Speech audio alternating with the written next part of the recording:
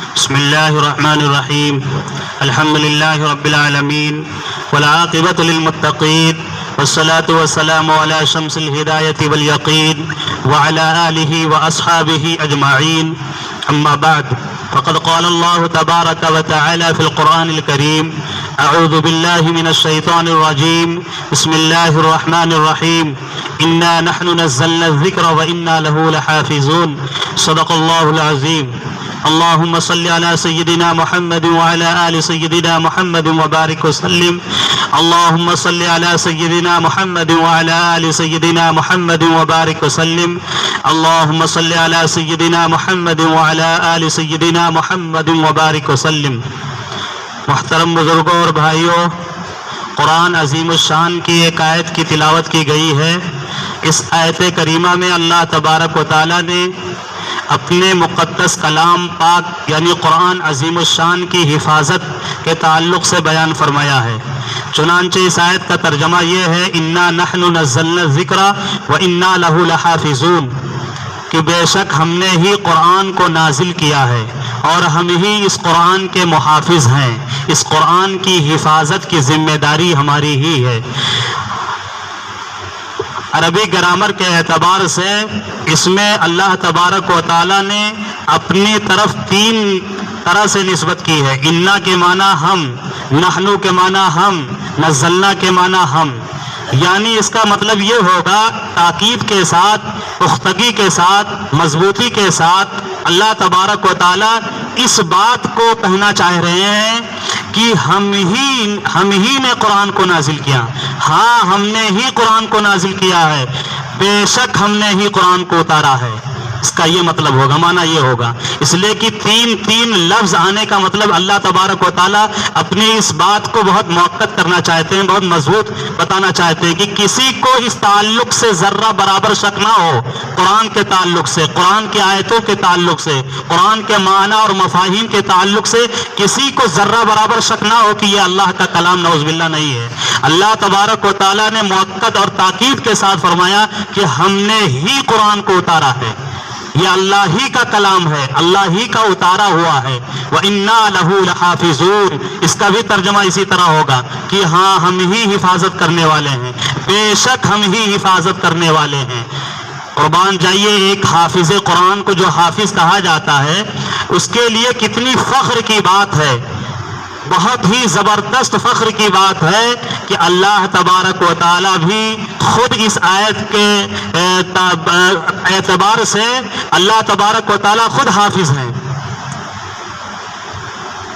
ایک حافظ کے لیے کتنی فخر کی بات ہے. جو قرآن کے حافظ ہو جاتے ہیں ان کو اس پر شکر ادا کرنا چاہیے کہ اللہ تبارک و تعالیٰ نے ہمارے سینے میں قرآن کو محفوظ کیا، ہم حافظ قرآن ہو گئے.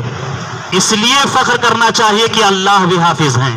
اس لیے کہ قرآن کی آیت میں خود اللہ تبارک و تعالیٰ نے فرمایا کہ ہم قرآن کے حافظ ہیں. وَإِنَّا لَهُ لَحَافِظُونَ کا ترجمہ یہ ہوگا کہ ہم قرآن کے حافظ ہیں. اللہ بھی فرما رہے ہیں کہ ہم حافظ ہیں، اور رسول اللہ بھی حافظ قرآن ہیں. حضرت جبرائیل علیہ السلام بھی حافظ قرآن ہیں. یہ ایک حافظ قرآن کے لیے سب سے بڑی فخر کی بات ہے، خوشی کی بات ہے، نصیب و قسمت کی بات ہے کہ اللہ تبارک و تعالیٰ نے اپنی سب سے عظیم دولت سے سینے میں محفوظ کیا.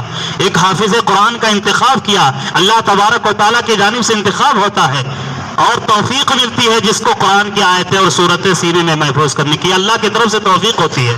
تو اللہ تبارک و تعالیٰ نے اپنے کلام پاک کی حفاظت کا وعدہ کیا اور ذمہ لیا کہ یہ ہماری ہی حفاظت، ہماری ہی ذمہ داری، ہم اس کی حفاظت کریں گے. چنانچہ قرآن کے آیتوں کی، قرآن کریم کے معنی اور مطلب کی، قرآن کریم کی ادائیگی کی، قرآن کریم کے ایک ایک حرف کی گارنٹی ہے. نہ کوئی بدل سکا ہے، نہ کوئی مٹا سکا ہے، اور نہ مٹا سکے گا، نہ بدل سکے گا. اس لیے کہ اور بھی قرآن کی اور بھی آسمانی کتابیں نازل ہوئی ہیں. تورات ہے، زبور ہے، انجیل ہے، صحیفے ہیں. ابراہیم علیہ السلام پر صحیفے نازل ہوئے تھے، اور بھی پیغمبر ہیں، لیکن ان کی کوئی گارنٹی نہیں لی گئی تھی. اللہ تبارک و تعالیٰ نے بندوں ہی کو سونپ دیا تھا کہ دیکھو میں نے اپنی امانت تم کو دے دی ہے، تمہاری ذمہ داری ہے تم اس کی حفاظت کرنا. لیکن بندوں نے حفاظت نہیں کی اور ان کتابوں کا حال برا حال ہو گیا. وہ نہ الفاظ کے اعتبار سے محفوظ ہے اور نہ کوئی اس کا کوئی حافظ قرآن دنیا میں کوئی حافظ دنیا میں نہیں ملے گا. حافظ تورات نہیں ملے گا, حافظ زبور نہیں ملے گا, حافظ انجیل نہیں ملے گا, کوئی زبور کا حافظ نہیں ملے گا. لیکن حافظ قرآن آپ کو دنیا میں ہر محلے میں ہر گلی میں انشاءاللہ مل جائیں گے. جہاں جہاں مسلمان ہیں, جہاں جہاں مسلمان کی بستی ہے, جہاں مسلمان آباد ہیں, وہاں ضرور انشاءاللہ قرآن کے حافظ آپ کو مل جائیں گے. ہر عمر کے لوگ مل جائیں گے, یہاں تک کہ مردوں میں اور عورتوں میں بھی مل جائیں گے. بہت سی خوش نصیب ایسی مائیں بہنیں ہیں وہ بھی قرآن کو یاد کر لیتی ہیں, سینے میں اپنے قرآن کو محفوظ کر لیتی ہیں, مکمل قرآن یاد کر لیتی ہیں. یہ اللہ کی طرف سے سعادت ہوتی ہے, ملتی ہے. اللہ تبارک و تعالیٰ نے وعدہ کر لیا, اپنے ذمے لے لیا, اس لیے اس کو کوئی نہیں بدل سکتا. قرآن جیسے نازل ہوا ہے ایسے ہی جب تک اللہ تبارک و تعالیٰ چاہیں گے اس کا ایک ایک حرف محفوظ ہوگا. اور اللہ تبارک و تعالیٰ چونکہ کمپیوٹر کا دور ہے, سمجھنے کے لیے آسانی یہ ہے کہ ہم جیسے کمپیوٹر سے سمجھیں کہ کوئی چیز کی حفاظت جب کی جاتی ہے تو ایک ہارڈ کاپی ہوتی ہے, ایک سافٹ کاپی ہوتی ہے. یعنی ایک کو فائل میں بنا کے رکھا جاتا ہے کمپیوٹر کے اندر سافٹ ویئر میں, اور ایک ہوتا ہے اس کی ہارڈ کاپی نکال لی جاتی ہے, فائل بنا کے باہر رکھی جاتی ہے. دو طریقے سے کسی چیز کو محفوظ اور ریکارڈ کیا جاتا ہے. اللہ تبارک و تعالیٰ نے بھی اسی انداز میں قرآن کی حفاظت اور قرآن کی ایک ایک حرف کی جو ہے ریکارڈ رکھوایا گیا.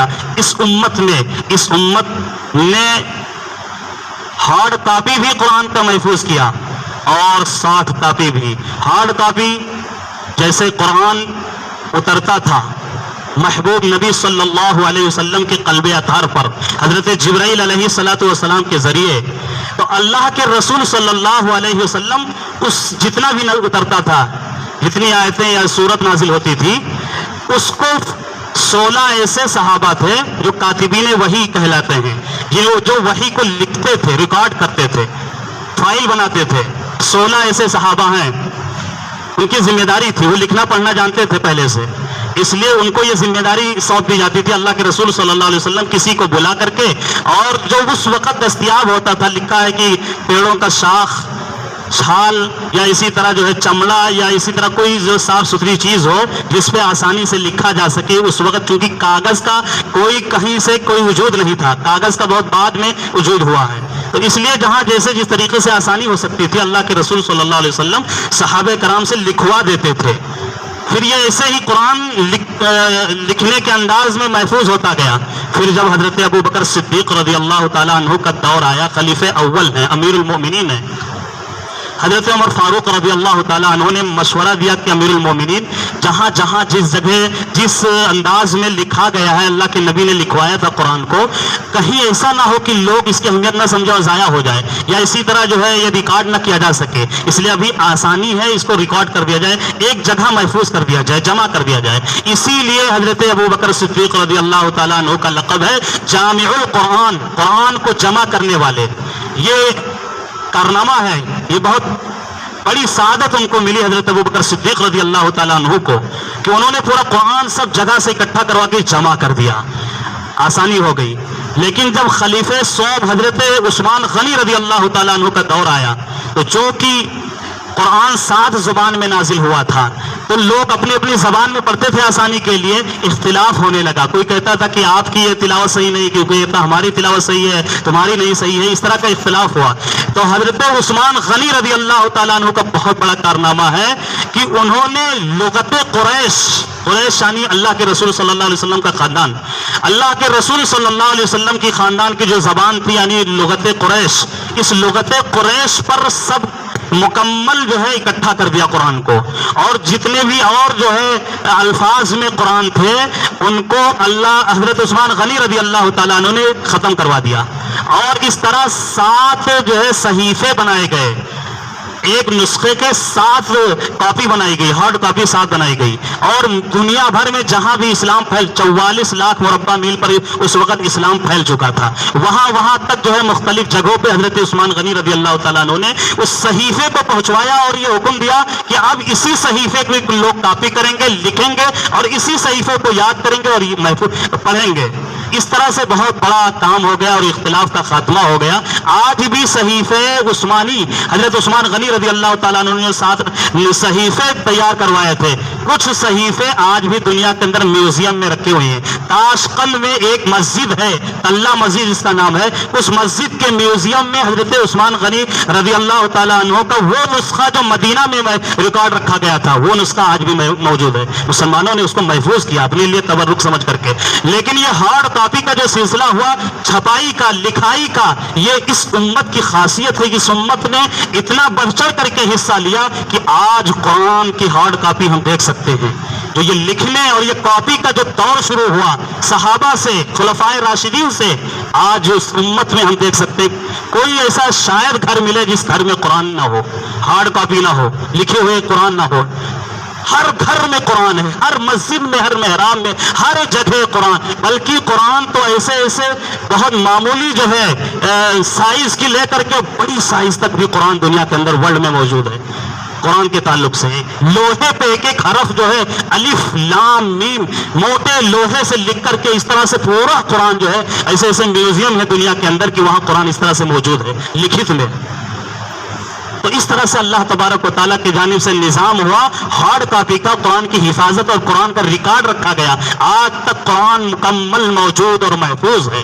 اور دوسرا جو طریقہ اللہ تبارک و تعالیٰ کی جانب سے قرآن کا حفاظت کا جو ہے نظام بنا, وہ سافٹ کاپی کا. یہ ہارڈ کاپی ہے, سافٹ کاپی کا. سافٹ کاپی کے لیے اللہ تبارک و تعالیٰ نے حفاظ کا انتخاب کیا, ان کے سینے کا انتخاب کیا. اور قرآن یاد کرنے کا اللہ کی طرف سے ایک نظام بنا.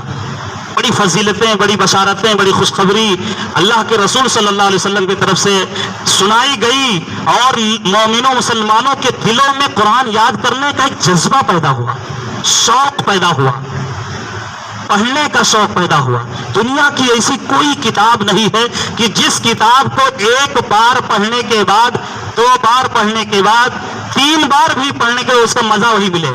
ایک بار پڑھنے کے بعد پھر دوبارہ پڑھنے میں وہ مزہ نہیں ملتا ہے, پھر تیسری بار پڑھنے میں اور نہیں مزہ ملے گا, 4 بار ایسے سلسلے وار جو ہے جس کتاب کو بھی اٹھائیں گے بار بار پڑھیں گے تو کوئی مزہ نہیں ملے گا, بلکہ جو ہے اکتاہٹ ہو جائے گی. یہ تجربہ ہر ایک کا ہے. لیکن قرآن میں بھی ہم تجربہ کر کے دیکھ چکے ہیں کہ قرآن کو جتنا پڑھیں, جتنی بار پڑھیں, جس قدر پڑھیں, جس مقدار میں پڑھیں, کبھی دل ہی نہیں بھرتا, بلکہ اور شوق پیدا ہوتا ہے, اور جذبہ پیدا ہوتا ہے. اس کا مشاہدہ ہم لوگ کر رہے ہیں کہ دیکھیں ایک ایک سورت کو, قل اللہ کو کتنی مرتبہ, ہزاروں مرتبہ ہم لوگ پڑھے ہوں گے, لیکن اب کیا دل ہمارا بھر گیا ہے؟ بالکل نہیں بھرا ہے. سورہ فاتحہ کو ہم نے لاکھوں مرتبہ پڑھا ہوگا ملا کر کے, لیکن ہمارا کہاں دل بھر گیا ہے؟ ہر دم سورہ فاتحہ پڑھنے کا من کرتا ہے. قرآن کا ایک حصہ ہے, قرآن کی ایک عظیم سورت ہے. اسی طرح پورا قرآن جتنا پڑھا جائے اور زیادہ شوق پڑتا ہے اور زیادہ جذبہ پیدا ہوتا ہے. رئیس القراء, جو سب سے قاریوں کے قاری, سب سے بڑے قاری, حضرت ابی بن کعب رضی اللہ تعالیٰ عنہ, جو صحابہ کرام میں سب سے بہترین قرآن کی تلاوت کرتے تھے. قرآن اتنا اچھا پڑھتے تھے کہ روایت میں ہے کہ ایک مرتبہ حضور اکرم صلی اللہ علیہ وسلم مسجد نبوی میں تشریف لائے تو انہوں نے مسجد کے اندر دیکھا کہ رئیس القراء حضرت ابی بن کعب رضی اللہ تعالیٰ عنہ قرآن کھول کر کے قرآن پڑھ رہے ہیں, تلاوت کر رہے ہیں. اتنا اچھا لگا کہ سنتے رہے, لیکن جیسے ان کی نظر پڑی محبوب نبی کے مقدس چہرے پر, وہ فوراً پڑھنا بند کر دیے. اس لیے کہ حضور تشریف لائے تھے, اب وہ پڑھنا بند کر دیے. حضور اکرم صلی اللہ علیہ وسلم خاص ان کے پاس گئے اور بیٹھ گئے. یہ حدیث میں پڑھوا کے لکھا ہے, اور فرمایا ابی بن کعب قرآن کو پڑھنا کیوں بند کر دیے؟ پڑھو, اچھا لگتا ہے, مجھے اچھا لگتا ہے. یہ اللہ کے نبی نے فرمایا. یہ ایسے ایک صحابی ہیں جن کو یہ فخر حاصل ہے کہ جن کے تلاوت کو اللہ کے نبی نے پسند فرمایا, اور فرمایا کہ پڑھو, تمہارا پڑھنا مجھے اچھا لگتا ہے اور اللہ کو بھی اچھا لگتا ہے. حضرت ابی بن کعب رضی اللہ تعالیٰ عنہ کا چہرہ کھل اٹھا یہ سن کر کے کہ اللہ کو بھی اچھا لگتا ہے. کسی کو یہ پتا چل جائے کہ ہمارا یہ کام پی ایم کو پسند ہے, ایس ڈی ایم کو, مکھ منتری کو پسند آ گیا ہے, وہ بالکل جھوم اٹھے گا, واہ تو ہمیں کچھ نہ کچھ ملے گا انعام. لیکن جس کے دل میں ایمان ہو, خدا کی معرفت ہو, اس کو یہ پتا چل جائے کہ پوری دنیا کے تنہا مالک اور خالق, اس کو اس کا کلام میں جب پڑھتا ہوں تو پسند آتا ہے, کتنی خوشی ہوگی. یہ صحابہ کرام کے اندر بات تھی, ان کو اتنی خوشی ہوئی, ان کا چہرہ کھل اٹھا, اور فرمایا حل سمانی اللہ, کیا اللہ نے میرا نام لیا ہے؟ کہ ابی بن کعب جب پڑھتے ہیں تو مجھے اچھا لگتا ہے۔ اللہ کے رسول صلی اللہ علیہ وسلم نے فرمایا نام، یہ تمہارا نام اللہ نے لیا ہے۔ یہ ابی بن کعب جب قرآن پڑھتے ہیں تو ان کا پڑھنا مجھے بھی اچھا لگتا ہے۔ یہ شرف کی بات ہے،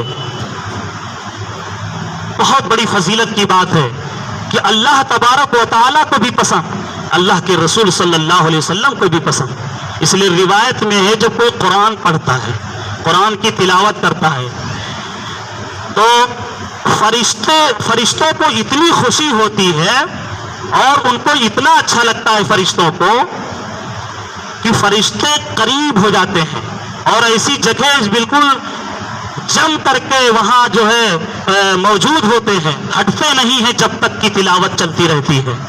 جہاں تلاوت قرآن ہوتی ہے وہاں فرشتے جم کر کے موجود ہوتے ہیں، ہٹتے نہیں ہیں۔ بلکہ ایک روایت میں ہے ایک صحابی کے تعلق سے کہ وہ قرآن نماز کی رکعتوں میں پڑھ رہے تھے۔ عام طور سے جو تہجد کی نماز ہوتی ہے وہ تلاوت قرآن ہی کے لیے ہے کہ 2 رکعت 4 رکعت 6 رکعت 12 رکعت جتنی بھی جس کو توفیق ملے تو اس میں رات میں اٹھ کر کے اور اللہ کو سنا کر کے اللہ کا کلام دنیا کو نہ پتا ہو، دنیا کو نہ معلوم ہو کہ کون سب بیداری میں ہے، رات میں اٹھ کر کے اللہ سے کون ہم کلام ہے۔ تو صحابہ کرام تہجد میں قرآن پڑھا کرتے تھے اور لمبی لمبی قرات ہوتی تھی ان کی، زیادہ سے زیادہ پڑھتے تھے۔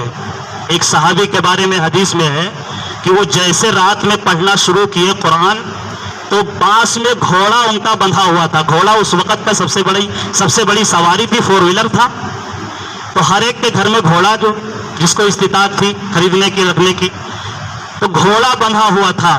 وہ فرماتے ہیں کہ جیسے جو ہے پڑھنا شروع کیا کچھ پڑھا وہ گھوڑا کودنے لگا، اچھلنے لگا اور مجھے خطرہ ہو گیا کہ میرا بچہ بھی سو رہا ہے، کہیں اسی کے اوپر نہ اس کا پیر پڑ جائے اور اس کو تکلیف پہنچ جائے، اس لیے رک گیا اور جیسے رکا گھوڑا بھی رکا۔ پھر پڑھنا شروع کیا، پھر وہ اسے رات میں 3-4 بار ہوا تو وہ آ کر کے اللہ کے رسول صلی اللہ علیہ وسلم کی مقدس بارگاہ میں اس واقعے کو سناتے ہیں اور فرماتے ہیں اللہ کے رسول صلی اللہ علیہ وسلم سے وہ کہتے ہیں کہ ایک روشنی بھی ہم نے دیکھی تھی نماز کے بعد، جب میں نے دیکھا اوپر تو روشنیاں تھیں، پھر اس کے بعد جیسے جب میں نے نماز کو قرآن کی تلاوت کو ختم کیا تو روشنیاں غائب ہو گئی، ساری روشنی جو تھی وہ سب غائب ہو گئی۔ تو حضور اکرم صلی اللہ علیہ وسلم، بڑا لمبا واقعہ اس ایک صحابی کا، اللہ کے رسول صلی اللہ علیہ وسلم نے فرمایا کہ جو روشنی دیکھے تھے جب قرآن تلاوت کر رہے تھے نماز میں، جو روشنی دیکھے تھے وہ روشنی فرشتوں کی تھی اور فرشتے بکثرت تمہارے پاس آئے تھے، اور گھوڑا جو بدک رہا تھا وہ فرشتوں سے جو ہے بدک رہا تھا، دیکھ کر کے گھوڑا کود رہا تھا۔ اور اگر قرآن کی تلاوت اور نماز اگر سلسلہ بند نہ کرتے تو آج مدینے کے سارے صحابہ فرشتوں کی زیارت کر لیتے۔ یہ حدیث میں موجود ہے کہ مدینے کے صحابہ فرشتوں کو دیکھ لیتے اگر سلسلہ نہ بند ہوتا۔ اتنی خوشی ہوتی ہے فرشتوں کو، تو ذرا غور کریں کہ جس کا کلام پڑھنے والا بندہ جب جس کا کلام پڑھ رہا ہوتا ہے اس کو کتنی خوشی ہوگی۔ ایک شاعر کا شعر، ایک مضمون نگار، ایک رائٹر کے اگر ٹاپک مضمون اگر کوئی پڑھتا ہے اس کو خوشی ہوتی ہے، یار میرا لکھا ہوا ہے فلاں شخص پڑھ رہا ہے، میرا بنایا ہوا شعر اور نظم فلاں شخص پڑھ رہا ہے، اس کو خوشی ہوتی ہے۔ لیکن اللہ تبارک و تعالیٰ کا کلام کوئی جس طرح قرآن پڑھنے کا حق ہے اس طرح سے کوئی پڑھتا ہے تو اللہ تبارک و تعالیٰ کو کتنی خوشی ہوتی ہوگی، کتنا خوش ہوتے ہیں اللہ تبارک و تعالیٰ۔ ایک بہت بڑے قاری گزرے ہیں اور جو تجوید کی کتاب جو حفاظ پڑھتے ہیں وہ جانتے ہیں، امام عاصم ان کا نام ہے، امام عاصم رحمۃ اللہ علیہ، انہی کے اعتبار سے تجوید ہے، جس طرح سے انہوں نے جو ہے تجوید کو محفوظ کیا۔ امام عاصم رحمۃ اللہ علیہ بہت بڑے قاری گزرے ہیں، ان کا ایک بہت بڑا معجزہ کتابوں لکھا ہے، بہت بڑا واقعہ کہ ان کے منہ سے خوشبو آیا کرتی تھی۔ لوگوں نے پوچھا کہ عاصم تمہارے منہ سے خوشبو کیوں آتی ہے؟ کوئی خاص خوشبو تم کان میں یا کہیں کریم میں لگاتے ہو؟ جب کوئی ملتا ہے، جب جہاں تم آتے ہو خوشبو تمہارے منہ سے پھوٹ رہی ہوتی ہے۔ تو امام عاصم رحمۃ اللہ علیہ نے فرمایا کہ میرے پاس تو عطر ہی نہیں ہے، میرے پاس تو کوئی خوشبو ہی نہیں ہے، میں نے کبھی خوشبو استعمال ہی نہیں کیا۔ تو لوگوں کو بڑی حیرانی ہوئی، پھر کہاں سے خوشبو آ رہی ہے؟ تو ایک واقعے کی طرف انہوں نے بتایا کہ یہ جو خوشبو آ رہی ہے فلاں وقت سے آ رہی ہے کہ اللہ کے رسول صلی اللہ علیہ وسلم کی زیارت نصیب ہوئی۔ رات میں لیٹا، بہت بڑے قرآن کے عاشق تھے، وہ قرآن بہت اچھا پڑھتے تھے، اتنے بڑے قاری کی سارے قاری ان کی اقتدا کرتے ہیں، امام عاصم رحمۃ اللہ علیہ کی، اتنے بڑے قاری، قرآن اتنا اچھا پڑھتے ہیں۔ تو قرآن اتنا اچھا پڑھنے کی وجہ سے وہ بالکل عاشق قرآن عاشق رسول تھے۔ رات میں اللہ کے رسول صلی اللہ علیہ وسلم کو ان کو زیارت نصیب ہوئی، اور اللہ کے رسول صلی اللہ علیہ وسلم نے خواب میں ان کے مبارک ہونٹ کو چوم لیا کہ تم اتنا اچھا قرآن پڑھتے ہو کہ قرآن بہت اچھا پسند آتا ہے، اور خوشی سے حضور اکرم صلی اللہ علیہ وسلم نے ان کے ہونٹ مبارک کو، منہ کو چوم لیا۔ وہ فرماتے ہیں امام عاصم رحمۃ اللہ علیہ کہ جب سے یہ خواب میں نے دیکھا محبوب نبی کا، اور محبوب نبی نے میرے ہونٹ کا بوسہ لیا، تب سے یہ خوشبو آ رہی ہے۔ ذرا غور کریں کہ اللہ کے رسول صلی اللہ علیہ وسلم اس ہونٹ کو کتنا محبوب اور کتنا پسند کر رہے ہیں کہ جس ہونٹوں سے، جس منہ سے قرآن پڑھنے والا قرآن پڑھتا ہے اور اچھا پڑھتا ہے، قرآن کی تلاوت کرتا ہے۔ اس کا الٹا بھی ہم سمجھ سکتے ہیں کہ جس منہ سے قرآن ہم پڑھتے ہیں، جس منہ سے خدا کا نام لیتے ہیں، جس منہ سے ہم نمازیں پڑھتے ہیں، ذکر کرتے ہیں، اچھی باتیں کرتے ہیں، وہاں گالی اچھی نہیں لگتی ہے، اس منہ سے گندگی اچھی نہیں لگتی ہے، اس منہ سے جھوٹ اچھا نہیں لگتا ہے، اس منہ سے غیبت نہیں اچھی لگتی ہے، اس منہ سے کسی کی الزام تراشی، بدگوئی، بدعیبی، بدجوئی نہیں اچھی لگتی ہے، کسی کے عیب کو بیان کرنا، کسی کے عیب کو بتانا اس منہ سے نہیں اچھا لگتا ہے کہ جو اتنا مقدس پوتر منہ ہو جس سے قرآن پڑھا جائے، اللہ کا کلام پڑھا جائے۔ قرآن کی جو حفاظت ہے یہ صاف کے ذریعے سے، یعنی سینوں کے ذریعے سے، حفاظ کرام کے سینوں کے ذریعے سے اللہ تبارک و تعالیٰ اس کی حفاظت فرما رہے ہیں۔ اور یہ مدارس جو ہے، مدارس یہ سافٹ کاپی سینٹر ہے، یہ سپلائی کرتے ہیں، حفاظ بناتے ہیں، حافظ قرآن بناتے ہیں۔ یہاں مدرسے میں جو اپنے نونہالان اور چھوٹے چھوٹے معصوم بچوں کو بھیجتے ہیں، قرآن کی شوق میں، قرآن کی محبت میں، قرآن کی دیوانگی میں، اللہ کے کلام کی عظمت کو سمجھتے ہوئے مدرسوں میں اپنے جو بچوں کو بھیجتے ہیں کہ ہم نہیں بن سکے حافظ قرآن، ہم نہیں قرآن کو یاد کر سکے، تو ہم اپنی نسل میں، اپنے خاندان میں، اپنے بچوں میں ہم کسی کو حافظ قرآن بنائیں گے۔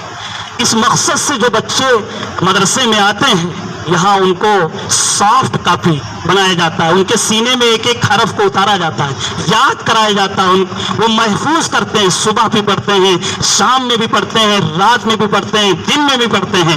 اگر مدرسے میں کوئی ٹائم ٹیبل نہیں ہوتا، یہ حفظ قرآن کا کوئی کورس ہی نہیں ہوتا ہے، کوئی کورس نہیں ہے، سال 2 سال 4 سال 8 سال 6 سال کوئی کورس نہیں ہے، یہ شوق کے اوپر ہے۔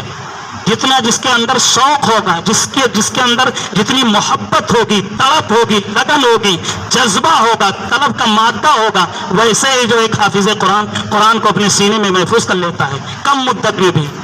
بلکہ 3 دن میں ریکارڈ ہے کہ 3 دن میں بھی اس امت میں ایسے لوگ ہوئے ہیں کہ جو 3 دن میں حافظ ہو گئے، 1 ہفتے میں حافظ قرآن ہو گئے، 1 مہینے میں حافظ قرآن ہو گئے، اور 6 مہینے میں تو ہم سب جانتے بھی ہوں گے کہیں نہ کہیں 6 مہینے میں تو بہت سے لوگ حافظ ہو جاتے ہیں۔ یہ شوق کے اوپر ہے، محبت کے اوپر ہے کہ جس قدر قرآن کی محبت دل میں ہوگی۔ تو یہ حافظ قرآن جو پڑھتے ہیں، ان کا کوئی سسٹم نظام نہیں ہوتا، ہر وقت پڑھتے ہیں، کھانا کھاتے ہیں، سو جاتے ہیں، پھر پڑھتے ہیں، پھر پڑھتے ہیں، پھر سو جاتے ہیں، یہی ان کا نظام ہوتا ہے۔ نماز کے ٹائم میں نماز پڑھتے ہیں، اس کے بعد پھر جو ہے پڑھنا شروع کر دیتے ہیں۔ مدرسوں میں جو نظام الاوقات ہے، اسے ہم اندازہ لگا سکتے ہیں، یہ بڑی شرف کی بات ہے۔ اور اس میں اللہ تبارک و تعالیٰ سے ہم بھی توفیق مانگیں کہ اللہ تبارک و تعالیٰ ہمیں بھی اپنی نسلوں کو، اپنے بچوں کو حافظ قرآن بنانے کی اللہ کی طرف سے توفیق ملے، بڑی شرف کی بات ہے۔